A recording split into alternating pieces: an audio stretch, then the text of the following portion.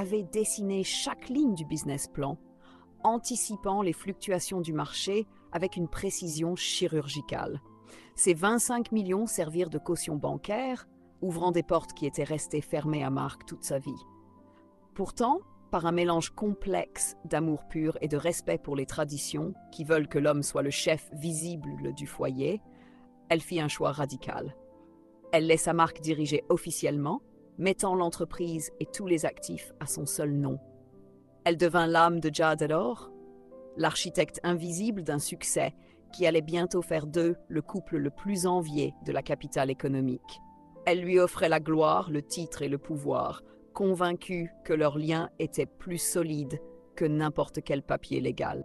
À ses côtés, depuis les années de jeunesse passées sur les bancs poussiéreux du lycée de New Bell, se trouvait Sandra.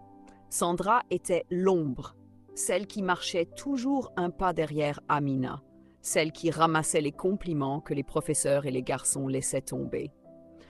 Pendant que Jadalor conquérait les marchés de l'Afrique centrale, Sandra s'était installée dans l'intimité du foyer comme une plante grimpante. Elle était la confidente de chaque instant, celle qui riait à toutes les blagues d'Amina, qui berçait ses 4 enfants et qui partageait les repas à la table des Okola.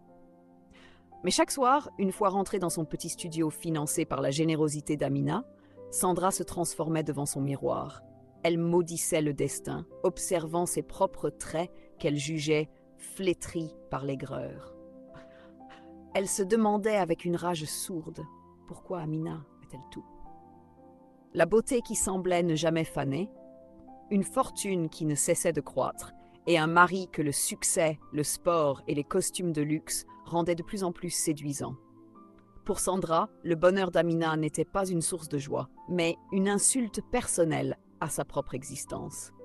Elle n'avait jamais oublié l'époque du lycée où Amina, sans même le vouloir, lui ravissait la vedette par son élégance naturelle et ses notes brillantes.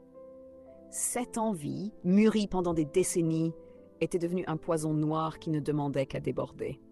Après 10 ans de mariage, la fissure tant attendue par l'ombre apparut enfin dans les fondations du palais.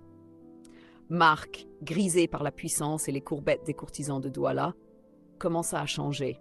L'homme qui autrefois remerciait le ciel pour la sagesse de sa femme commença à trouver Amina trop présente.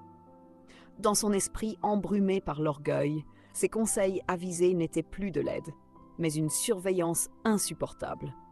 Il oubliait, avec une amnésie sélective, que sans les 25 millions de l'héritage et l'instinct de cette femme, il ne serait qu'un simple employé anonyme.